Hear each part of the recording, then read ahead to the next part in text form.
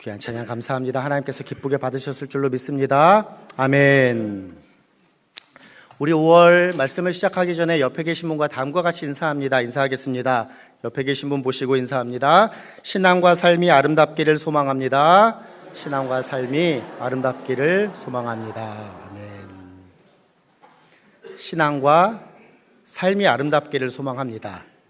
주일의 모습뿐만 아니라 주중의 모습도 신앙에 합당한 삶을 살아가시는 우리 모든 성도님들 되시기를 간절히 소원합니다. 이제 우리에게 주신 함께 읽은 본문입니다. 에베소서 2장 11절로 22절 말씀에 기초하여서 에베소서 강의 네 번째 시간으로 단 하나의 새로운 인류라고 하는 제목으로 우리 함께 말씀의 은혜를 나누도록 하겠습니다. 오늘 설교를 질문으로부터 시작하도록 하겠습니다. 질문을 던진다라는 것은 결코 경박한 일이 아닙니다. 사랑하는 성도 여러분, 주의 말씀을 나에게 주시는 말씀으로 온전하게 아멘으로 받는 것 물론 중요하지만 그와 같은 모습을 가장하여서 교회에 왔을 때 그냥 멍하니 계시다가 아무런 답도 얻지 못하고 돌아가시는 분들이 한 분도 없으시기를 간절히 소원합니다. 아멘입니다. 우리가 하나님 앞에 나와서 예배드림은 지난 금요일 우리 금요기도 때도 나누었는데요. 하나님께서 주시는 귀한 답을 얻는 시간일 수 있습니다. 그런데 답을 얻기 위해서는 무엇이 선제적으로 필요합니까? 질문을 던지는 것이 필요합니다. 아무런 기대나 소망이나 하나님을 향한 어떠한 질문이나 어떠한 나의 필요들을 하나님 앞에 아뢰는 것 없이 그냥 멍하니 왔다가 멍하니 돌아가는 모습이 한 분도 없으시기를 다시 한번 소망합니다. 아멘입니다. 설교 시간도 마찬가지입니다. 설교 때 제가 질문을 드리는 것은요, 설교자와 우리 청중인 성도님들과 분리되고 소외되는 그와 같은 시간이 아니라 서로 소통하며 함께 전하는 자나 받는 자 모두 하나님의 말씀에 은혜를 받는 것이 귀한 설교의 시간의 모습일 것입니다. 분리와 소외가 되어서는 안 된다라고 제가 분명히 말씀드렸습니다. 자, 그럼 질문을 들어가겠습니다. 죄의 결과는 무엇입니까? 그렇습니다. 사망입니다. 우리 전농중학교 성도님들은 역시 수준이 높으십니다. 로마서 6장 23절 말씀을 보면 죄의 싹은 사망이요 라고 이야기합니다. 사망입니다. 그런데 우리가 이 사망을 어떠한 육적인 사망의 의미로만 생각하지는 않을 것입니다. 물론 죄의 결과로 인하여서 우리 모든 인생이 이 땅에서 때가 되면 육적인 죽음 또한 맞게 됩니다. 그러나 죄의 싹은 사망이다라고 할 때에 이 사망의 본연적인 의미는 육적인 사망의 의미보다는 영적인 사망의 의미일 것입니다. 그러면 영적인 사망이라고 하는 것은 어떠한 개념과 어떠한 의미를 포함하는 것일까요? 제가 앞에서 다 답을 드렸는데 분리와 소외이다라는 것입니다.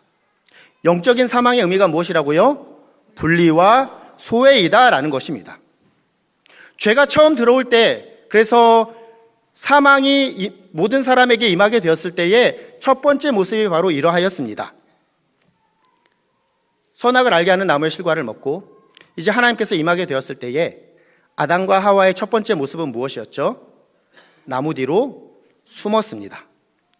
피하는, 숨는 하나님과 나를 무엇인가 분리시키고 스스로 하나님 앞에서 소외시키는 모습이었다라는 것이 죄의 결과임을 처음 죄가 들어올 때부터 성경은 분명하게 우리에게 설명하여 줍니다. 죄의 끝판왕으로 볼 수 있는 많은 사건들이 있지만 대표적으로 창세기 11장의 사건은 우리가 죄의 끝판왕으로 볼 수 있습니다. 끝판왕이라 함은 가장 죄가 왕성했던 모습의 결과를 의미합니다. 창세기 11장에서 기록하고 있는 바가 무엇입니까? 바벨탑 사건입니다. 바벨탑 사건, 우리가 열심을 내서 우리의 꼭대기를 하늘에 한번 닿게 해보자, 우리 하나님과 한번 맞짱을 떠보자, 이와 같은 의미를 담습니다. 그런데 하나님께서 이와 같은 인간의 교만함에 기초한 죄에 대하여서 어떻게 형벌을 내리십니까? 언어를 혼잡케 하십니다. 언어를 혼잡케 하셨다. 우리가 어떻게 더 구체적으로 이해해 볼 수 있을까요? 인종을 분리시키셨다. 서로와의 관계가 하나로 막 뭉쳐서 죄를 짓지 않도록 서로 분리시키고 소외시키셨다라고 우리가 이해해 볼 수 있습니다. 죄의 시작에서부터 이처럼 결과는 사망으로, 그 영적인 사망의 모습은 분리와 소외였습니다. 현재 어떻습니까? 죄와 악이 더욱더 가득한 세상이 되었습니다. 이 죄와 악이 가득한 결과로 우리가 살아가는 이 시대의 모습이 어떻습니까? 정치와 경제와 심지어는 우리 가정 안에서도 이 죄의 결과인 분리와 소외가 더욱더 강하여지는 모습을 우리가 보게 됩니다. 이제 정치에 있어서는 연합이나 하나됨은 참 쉽지 않은 것 같습니다. 나와 반대편에 있으면 무조건 분리입니다. 이것이 죄의 결과, 영적인 사망의 결과이다라는 것을 우리가 생각해 볼 수 있습니다.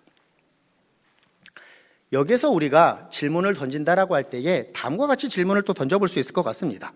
분명하게 정립해야 될 개념이 있는데, 창세기 11장의 이 죄의 끝판왕으로 우리가 함께 나누어 본 바벨탑 사건 이후에 하나님께서는 새롭게 구원의 계획을 이끌어 가시니 한 사람 아브라함을 부르셔서 이스라엘이라고 하는 이 민족을 통하여서 하나님의 구원의 계획을 이루어 가십니다.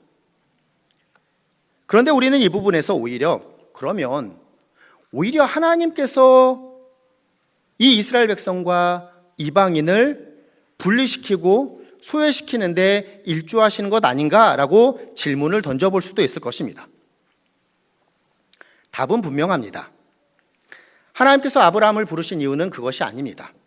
하나님께서 아브라함을 부르실 때에 처음으로 그에게 축복하신 내용이 무엇입니까? 그의 후손을 통하여서 땅의 모든 족속이 축복을 받게 될 것이다. 이스라엘을 택하심으로 이 이스라엘 백성이 열방의 빛이 되게 하심으로 모든 민족이 축복을 받게 하실 것이다 라는 것이 사실 하나님의 구원의 계획의 방법이셨습니다.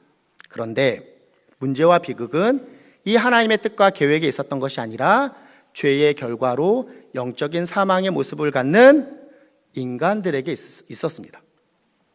자신에게 주어진 소명은 잊어버리고 자신이 갖고 있는 어떠한 특권을 편애로 왜곡시켜서 이스라엘 백성은 이방인들을 향하여서 개들과 같은 존재이다. 너희는 우리와 상종조차 하지 못한다라고 마음속으로 깊이 멸시하고 혐오하는 모습으로 나아갑니다. 왜 그렇다고요? 죄에 대한 결과입니다.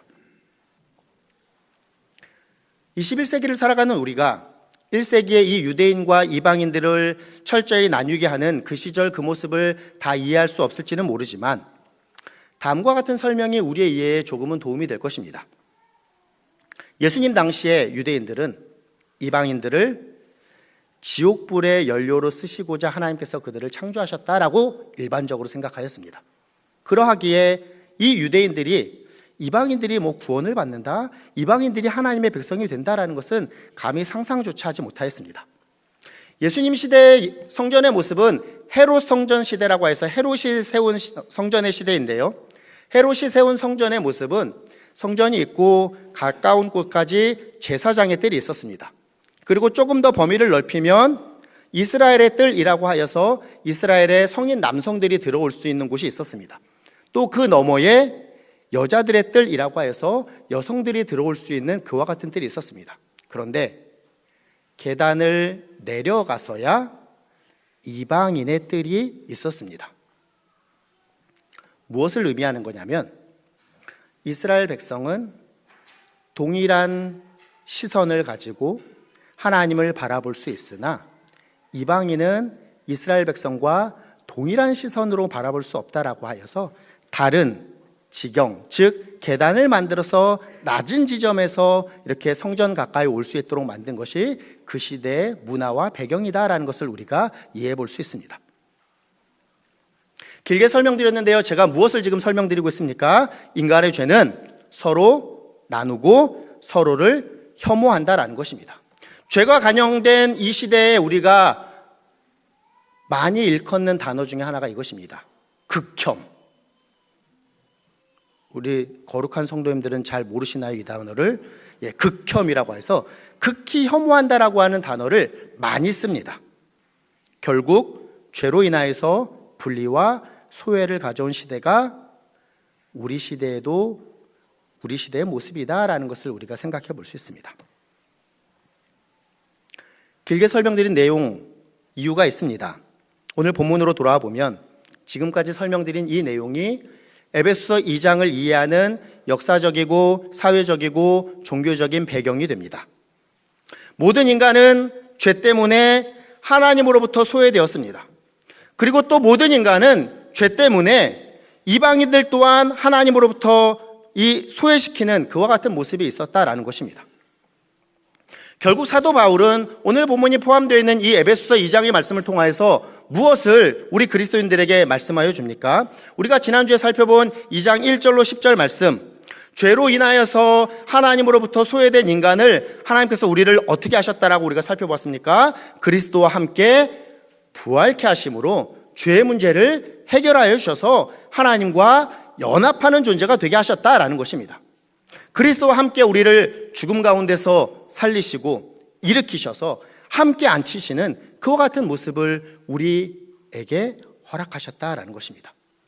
이어지는 오늘 본문은 결론부터 먼저 요약해서 말씀드리면 죄로 인하여서 서로 이처럼 극혐하고 서로 소외되는 그와 같은 인간들을 예수 그리스도께서 화목케 하셨다라는 것이 오늘 본문의 간단한 결론의 요약입니다. 이 내용을 우리가 본문으로 들어가서 좀 더 세부적으로 살펴보도록 하겠습니다. 오늘 본문이 에베소서 2장 11절로 22절 말씀인데요. 크게 세 부분으로 나누어 볼 수 있습니다. 첫 번째 부분은 시작하는 11절 12절의 말씀으로 소외된 인류에 대한 묘사입니다. 그래서 우리는 한때 어떠한 존재였는가에 대하여서 기록합니다. 앞에 스크린에도 있으니 우리 같이 한번 읽어보겠습니다. 소외된 인류에 대한 묘사, 우리는 한때 어떠한 존재였는가입니다. 본문 앞에 에베소서 2장을 시작하면서 1절로 3절 말씀에서 바울은 유대인이나 이방인, 즉 너희나 우리나 다른 모든 사람들이 다 죽음과 죄 가운데 있었다라고 설명하였습니다. 그 내용에 대한 기록, 본문 앞에 에베소서 2장 2절 말씀으로 가보면 다음과 같이 시작합니다. 그때에 너희는 이라고 시작합니다. 그때에, 즉 허물과 죄로 죽었던 그때에 라고 하는 그 표현이 오늘 본문으로 오면 오늘 본문을 시작하는 11절 말씀에서도 다음과 같이 시작하니 그러므로 생각하라 너희는 그때에 라고 시작합니다.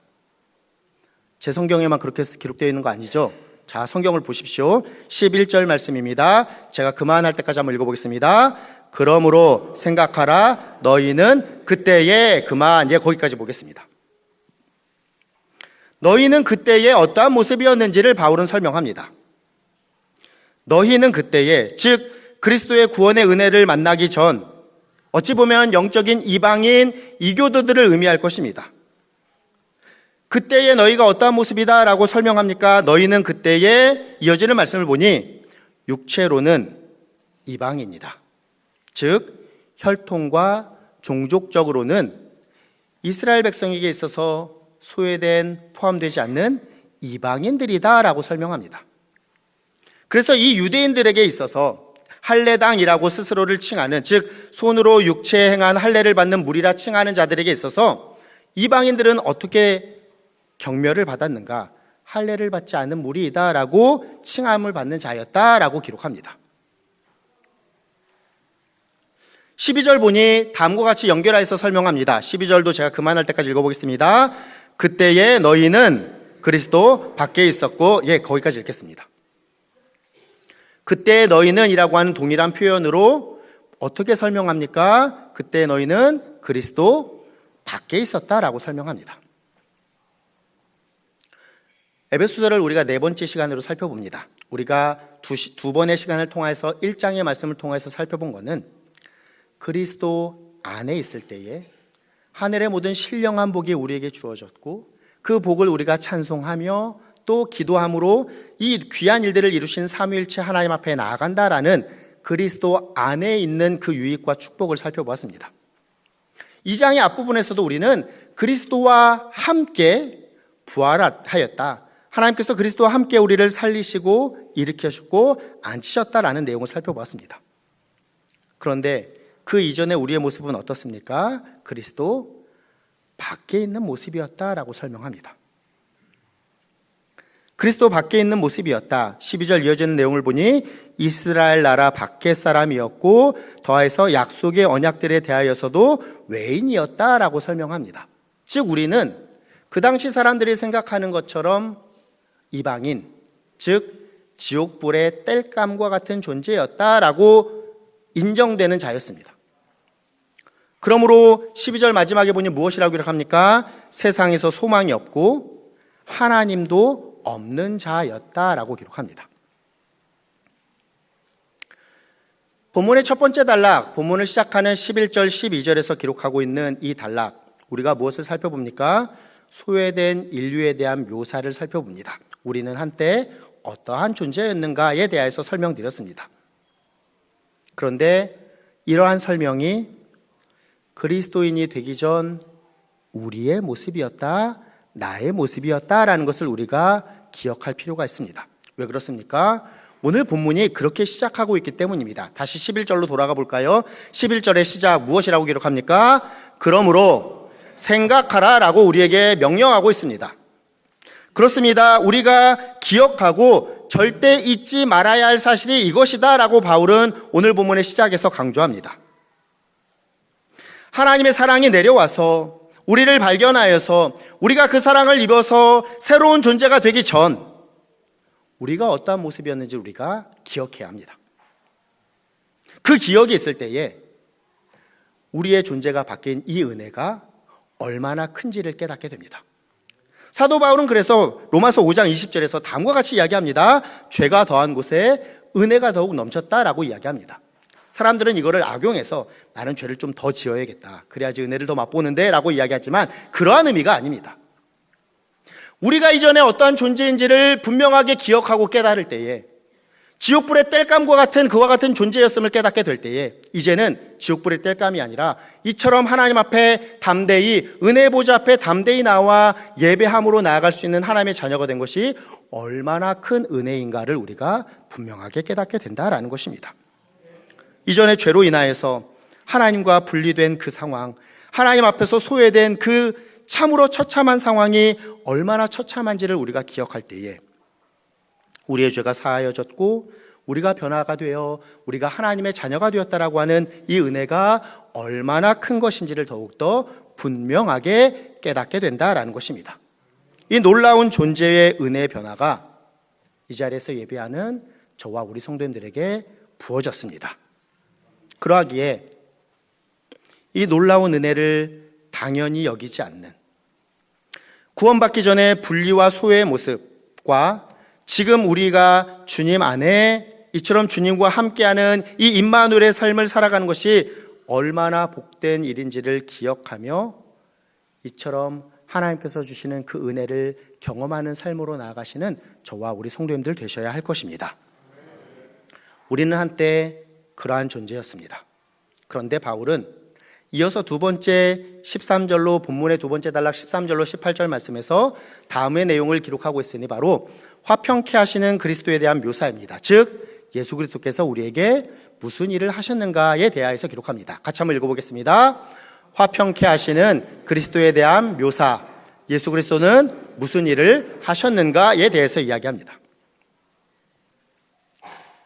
사도 바울은 분명한 논지와 논리를 가지고 에베소서를 기록합니다. 우리가 조금은 그 내용이 깊어서 어려울지 모르지만 이 논지와 논리를 잘 이해한다면 우리의 신앙에 있어 이해의 폭과 그 신앙의 깊이가 더욱더 분명하게 깊어질 줄로 믿습니다.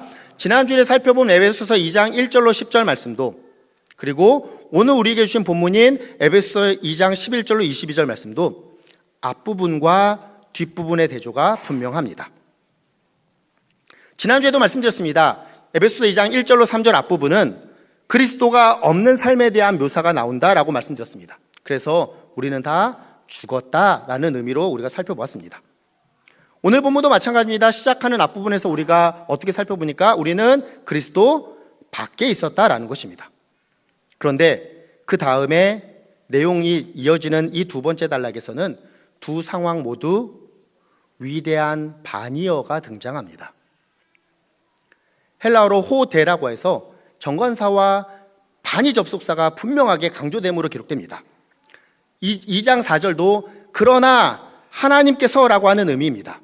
그러나 긍휼이 풍성하신 하나님께서 그 크신 사랑으로 허물과지로 죽었던 우리를 구원하셨다, 살리셨다라고 하는 것이 에베소서 2장의 앞부분입니다. 오늘 우리에게 주신 본문 에베소서 2장의 뒷부분도 마찬가지입니다. 2장 13절 말씀 다음과 같이 기록하고 있으니 이제는 이라고 기록합니다. 안타깝게도 한글 성경에서는 이 반이어를 강조함으로 기록하고 그 번역을 강조함으로 이렇게 나타내지 못해서 안타까운데요. 본연의 의미는 무엇이라고요? 그리스도 밖에 있었는데 그러나 이제는 이러가는 의미입니다. 한때 그리스도 밖 약속의 언약에서도 소외된 소망도 없고 하나님의 또 없는 자, 그러나 이제는 화평케 하시는 그리스도께서 우리에게 다음과 같은 놀라운 일을 하셨습니다 라고 하는 내용이 본문의 두 번째 단락의 내용입니다. 화평케 하시는 그리스도에 대한 묘사, 그리스도께서 무슨 일을 하셨는가? 먼저 화평케 하신 그리스도에 대한 묘사에 대해서 살펴보겠습니다. 그리스도께서 이루신 본질적인 변화는 이것입니다. 13절 말씀을 보니 전에 멀리 있던 너희가 마지막 보니 가까워졌느니라 라고 기록합니다. 앞단락에서 우리가 어떻게 살펴봤죠? 한때 우리는 어떠한 모습이었는가? 즉 한때 그 전에 우리는 멀리 있던 모습이었는데 이제는 가까워졌다라고 바울이 기록합니다. 서론과 연결해 볼까요? 분리되고 소외되어서 멀리 있던 자였는데 이제는 어떻게 되었다고요? 가까워졌다. 연합되는 모습이다라고 화평케 하시는 그리스도에 대한 귀한 사역을 기록합니다. 가까워짐에 대한 이 공간적인 의미를 성경의 곳곳에서 우리에게 다음과 같이 교훈합니다. 시편 73편 28절 말씀을 보면 다음과 같이 기록하니 우리 같이 한번 읽어보겠습니다. 하나님께 가까이함이 내게 복이라. 내가 주 여호와를 나의 피난처로 삼아 주의 모든 행적을 전파하리이다. 아멘. 하나님께 가까이함이 내게 복이다라고 가까이함의 그 분명한 의미를 우리에게 교훈하여 줍니다. 굳이 제가 깊이 있게 설명을 드리지 않더라도 우리 성도님들 신앙을 점검하는 모습, 이 기준으로 점검해 볼 수 있을 것입니다. 우리가 신앙생활을 잘하고 있는가, 아니면 조금은 잘하지 못하고 있는가, 어떻게 점검해 볼 수 있습니까? 나는 하나님과의 관계를 지금 가깝게 여기면서 살아가고 있는가? 나는 하나님이 지금 멀리 계시는 분으로 살아가고 있는가는 신앙을 점검하는 중요한 기준이 될 것입니다. 동일한 기준이 될 것입니다. 나는 점점 하나님과 가까워지는 삶을 살아가고 있는가, 아니면 나는 점점 하나님과 멀어지는 삶을 살아가고 있는가는 우리의 신앙을 점검하는 중요한 기준이 될 것이다라는 것입니다. 두 번째 단락을 시작하는 13절 말씀, 이러한 의미를 기억하며 다시 한번 함께 읽어보도록 하겠습니다. 13절입니다. 이제는 전에 멀리 있던 너희가 그리스도 예수 안에서 그리스도의 피로 가까워졌느니라. 아멘. 전에 멀리 있던 너희가 이제는 가까워졌다라고 설명합니다. 그런데 이 설명에 있어서 두 가지의 중요한 언급이 있으니 그리스도 예수 안에서, 그리고 그리스도의 피로 라고 기록합니다. 그리스도의 피, 우리가 너무나도 잘 아는 예수 그리스도께서 우리의 모든 죄를 지시고 십자가 위에서 달려 돌아가실 때에 그 십자가 위에서 흘리신 그 피로 우리는 우리의 죄악의 문제를 해결받음으로 하나님과의 화해를 이루는 모습이 되었다라는 것, 하나님께 우리가 가까이 나갈 수 있게 되었다라고 사도 바울은 우리에게 소개하며 교훈하며 기록합니다. 이 가까워짐을 그리스도 예수 안에서 우리가 경험하고 있다라고 바울은 더하여서 설명합니다. 예수 그리스도께서 십자가 위에서 이루신 이 귀한 화목의 역사를 지금도 우리가 그리스도 안에서 누릴 수 있게 되었다라고 하는 그리스도와의 개인적인 연합을 의미합니다. 현재에도 이 귀한 십자가 은혜가 계속돼서 경험된다라고 하는 그 관계, 그 경험, 그 은혜에 대해서 이야기합니다. 소외나 분리가 아닙니다. 가까워짐과 연합을 우리에게 설명하여 줍니다. 화평케 하시는 그리스도는 그와 같은 일을 하셨습니다. 더해서 우리가 더욱더 깊이 있게 생각해 볼까요? 그러면 예수님께서 무슨 일을 하셨는가? 이어지는 14절 말씀입니다. 같이 읽어보겠습니다. 그는 우리를 화평이신지라 둘로 하나를 만드사 원수된 것 곧 중간에 막힌 담을 자기 육체로 허시고 아멘. 화평케 하시는 그리스도께서는 둘로 하나를 만드셨습니다. 죄로 인하여서 하나님과 우리의 관계가 단절되어 분명하게 두로 나뉜 원수된 것을 그 중간에 막힌 담을 자기 육체로 허셨다라는 것이 그리스도의 사역임을 바울은 우리에게 전하여 줍니다. 분명 이것 또한 십자가 위에 달려 돌아가신 예수 그리스도의 죽음을 의미할 것입니다. 이어지는 15절 말씀도 이 내용을 잘 설명해 줍니다. 15절입니다. 법조문으로 된 계명의 율법을 폐하셨으니 이는 이 둘로 자기 안에서 한 새 사람을 지어 화평하게 하시고 아멘. 법조문으로 된 계명의 율법을 폐하셨다. 율법의 얽매임을 폐하셨고 또 다른 곳에서는 우리 주님 무엇이라 말씀하십니까? 율법을 폐하러 온 것이 아니라 그 의미를 완성케 하시고자 오셨다라고 우리 주님의 말씀을 우리가 기억할 수 있습니다. 15절 말씀을 보니 이 둘로 자기 안에서 한 새 사람을 지어 화평케 하셨다라고 기록합니다. 이 15절 말씀에 기초하여서 오늘 설교의 제목을 단 하나의 새로운 인류라고 정해보았습니다. 그리스도를 통하여서 그리스도 안에서 생겨나는 이 새로운 연합, 유대인뿐만 아니라 이방인을 넘어서서 우리 모두에게도 주시는 그리스도인에게 적용되는 귀한 진리의 내용이기 때문입니다. 바울은 오늘 본문뿐만 아니라 그의 글에서 이와 같은 단 하나의 새로운 인류는 어떠한 성적인, 어떠한 사회적인, 아니 어떠한 세상의 모든 종류의 구분들을 다 폐한다. 소외되고 구분되는 것이 아니라 연합하는 모습을 가져온다라고 설명합니다. 두 구절을 한번 살펴볼까요? 골로새서 3장 11절 말씀입니다.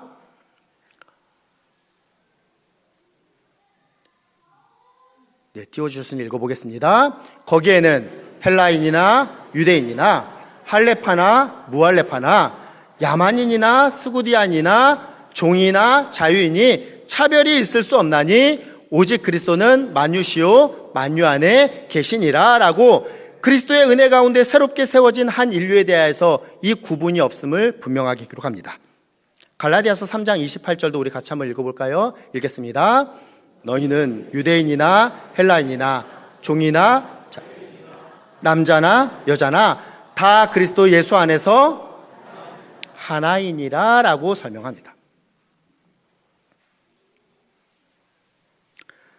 물론 인간 사회의 모든 구분이 다 제거된다는 의미는 아닐 것입니다. 남자는 여전히 남자고 여성분들은 여전히 여성분이시고 혈통적으로 유대인들은 여전히 유대인이고 우리 한국인들은 여전히 한국인입니다. 본연의 의미는 무엇입니까? 이것이 아니죠. 중요한 것은 하나님 앞에 있었던 죄로 인한 결과인 소외와 분리의 이 모든 일들, 이 모든 불평등이 폐하여지고 그리스도 안에 새로운 귀한 연합으로 그리스도인이라고 하는 새로운 인류가 세워졌다라는 것을 바울은 분명하게 설명합니다. 이어지는 16절, 17절도 읽어보도록 하겠습니다. 읽습니다. 또 십자가로 이 둘을 한 몸으로 하나님과 화목하게 하려 하심이라 원수된 것을 십자가로 소멸하시고 또 오셔서 먼 데 있는 너희에게 평안을 전하시고 가까운 데 있는 자들에게 평안을 전하셨다라고 기록합니다. 이제 이 단락의 결론 18절입니다. 18절도 우리 함께 읽어보겠습니다. 이는 그로 말미암아 우리 둘이 한 성령 안에서 아버지께 나아감을 얻게 하려 하심이라. 아멘. 그리스도 예수께서 이루신 이 화목의 귀한 사역으로 이제 지속적으로 아버지께 나아갈 수 있는 특권이 우리에게 주어졌다라는 것을 바울은 기록합니다. 바울은 그의 다른 글 히브리서 4장 16절에서 다음과 같이 기록하죠. 그러므로 우리는 긍휼하심을 받고, 같이 읽어볼까요? 때에 따라 돕는 은혜를 얻기 위하여 은혜 보좌 앞에 담대히 나아갈 것이니라. 아멘. 신하들이 어떠한 왕이나 황제들을 아련하고 인사하고자 나아가는 모습과 어린 왕자가 아버지를 향해서 막 이렇게 뛰어가는 모습과는 분명히 대조가 됩니다. 앞의 모습이 아니다라는 것입니다. 우리는 이제 그리스도께서 이루신 귀한 화목의 결과로 죄로 인하여서 하나님과 소외된 자였으나 이제는 하나님의 자녀가 되었으니 때를 따라 돕는 은혜를 얻기 위하여서 은혜의 보좌 앞으로 담대히 나아갈 수 있는 새로운 단 하나의 인류가 되었다라는 것을 바울은 우리에게 소개하여 줍니다. 사랑하는 성도 여러분, 이 은혜가 우리에게 주어졌습니다. 이 은혜, 우리 오늘 찬양대가 그렇게 찬양했는데요, 당연한 것으로 여기면 안 됩니다. 모든 것이 은혜입니다. 때로 우리는 그리스도인으로서 이 그리스도를 통해서 누리는 하나님께 가까이 나아감의 특권을 당연한 것으로 여깁니다. 오늘 예배에 나올 때에도 이 예배를 당연한 것으로 여겼을지 모르겠습니다. 오히려 당연함을 넘어서서 내가 주일에 예배하니 하나님 나를 기쁘게 여겨주셔야 돼 라고 생각하는 오히려 그와 같은 모습이었을지도 모르겠습니다. 특권을 당연한 모습으로 여기며 이 자리에 혹여나 나왔다고 한다면 우리는 잊지 말아야 합니다. 이것은 말 그대로 우리에게 주어진 은혜요 특권입니다. 결론으로 살펴본 28절 말씀을 통해서 우리는 다음에 놀라운 귀한 진리를 살펴볼 수 있으니 우리의 믿음의 대상, 이 놀라운 일을 행하신 우리 하나님, 계속해서 에베소서를 통해서 강조되는 삼위일체 하나님이심을 다시금 발견하게 됩니다. 18절 볼까요? 이는 그는 바로 이 귀한 화목의 사역을 이루신 성자 하나님이신 예수님을 의미합니다. 예수님으로 말미암아 우리들이 한 성령 하나님 안에서 아버지, 즉 성부 하나님이신 아버지께 나아감을 얻게 하려 하십니다 라고 하는 삼위일체 하나님께서 이루신 귀한 사역임을 우리에게 또한 교훈하여 줍니다. 시간이 좀 많이 흘렀지만 이제 본문의 마지막 세 번째 부분까지 살펴보겠습니다. 세 번째 부분, 본문의 마지막 19절로 22절 말씀을 보니 이제 새로운 인류에 대한 묘사를 합니다. 이제 우리는 어떠한 존재가 되었는가? 같이 한번 읽어보겠습니다. 새로운 인류에 대한 묘사, 이제 우리는 어떠한 존재가 되었는가를 바울이 기록합니다. 이 단락을 시작하는 19절 말씀은 다음의 단어로 시작합니다. 그러므로로 시작합니다. 그러므로가 어떠한 의미일까요? 앞의 내용의 결과이자 결론과 같다라고 하는 표현입니다. 세 번째 단락을 시작하는 그러므로로 시작하는 19절 말씀 같이 한번 읽어보겠습니다.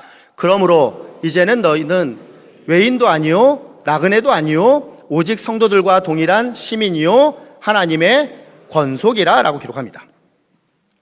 바울은 그리스도 안에서 변화된 지위, 새로운 특권 주어진 너희가 얼마나 그 은혜가 풍성한지를 너희는 이제 더 이상 외인도 아니고 나그네도 아니다 라고 설명합니다.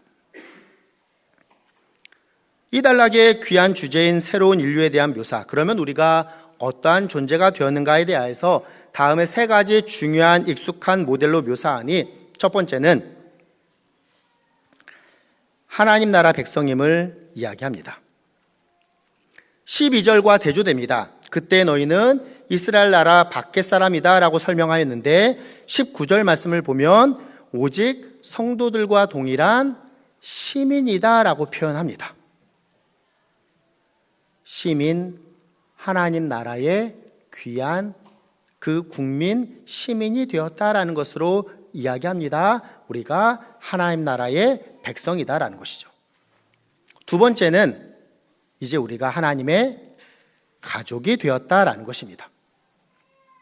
12절 말씀을 보면 그때에 너희는 약속의 언약들에 대하여서 외인이고 세상에서 소망도 없고 하나님도 없는 자다라고 이야기하지만 읽은 19절 말씀의 뒷부분을 보면 너희는 이제 하나님의 권속이 되었다라고 이야기합니다. 권속의 의미를 아시는지요? 한 집에서 거느리고 사는 식구요 가족이 되었다. 즉 하나님의 가족이 되었다라고 기록합니다.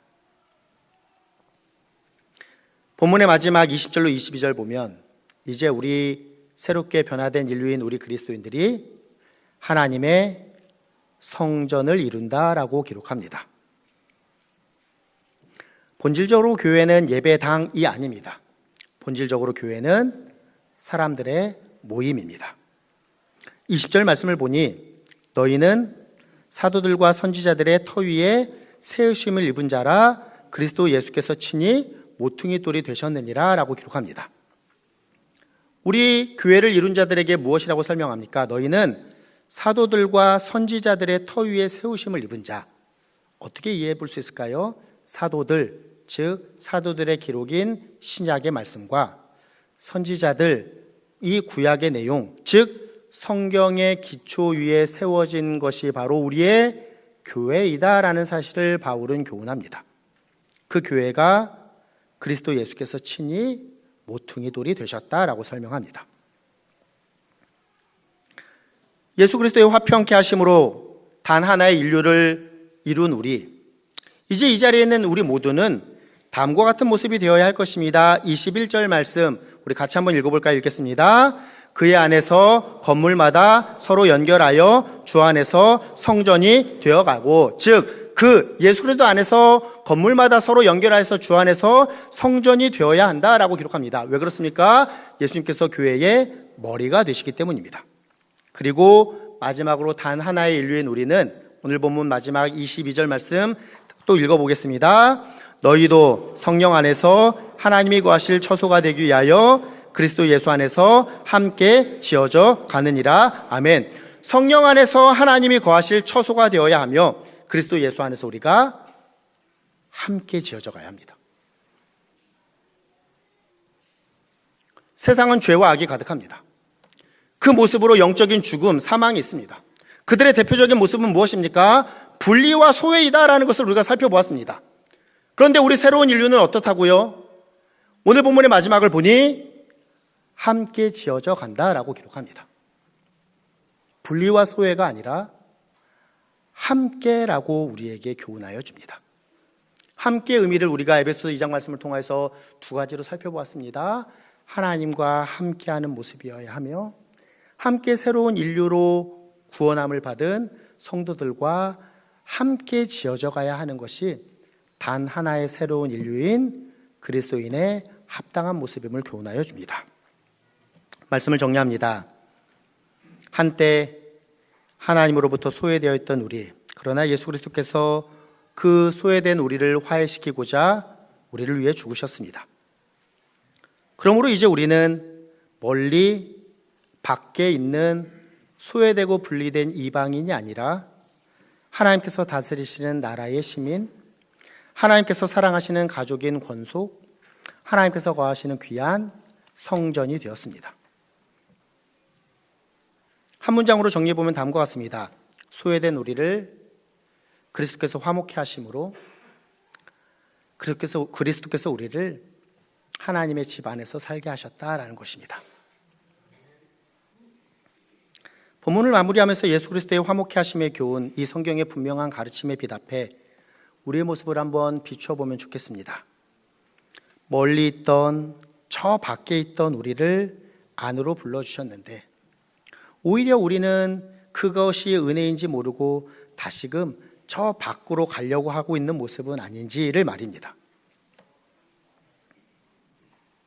화목의 은혜를 경험한 자들이 모인 이 교회에 대한 귀한 성경의 기록 앞에 우리는 서로 연결하여서 하나의 성전으로 함께 지어져 가야 하는데, 이와 같은 성경의 귀한 가르침은 저 뒤에 팽개쳐 두고 비극적으로 세상의 모습을 닮아서 죄에 대한 결과인 이 영적인 죽음과 같이 교회 안에서도 서로 분리시키고 서로 소외시키며 서로 나뉘는 모습이라고 한다면, 이것은 바울을 통해서 우리에게 주신 귀한 하나님의 말씀과 우리가 너무나도 멀리 있다라는 것을 분명하게 깨닫게 되는 모습일 것입니다. 귀한 말씀 받았으니 말씀을 받은 우리 모두 구원받은, 즉 예수 그리스도의 화평케 하심의 은혜를 받은 단 하나의 새로운 인류가 되었으니 막힌 담을 허신 예수 그리스도의 그 귀한 사역을 본받아 우리 또한 담을 세우는 자가 아니라 막힌 담을 허는 화목의 모습으로 먼저는 하나님과 화목하며 또 성도 간에 내가 맺고 있는 이 귀한 관계 속에서 화목함을 이루는 이 귀한 십자가의 신앙으로 살아가시는 저와 이 자리에 계신 우리 사랑하는 모든 성도님들 되시기를 예수님의 이름으로 부탁드리며 축원합니다. 아멘.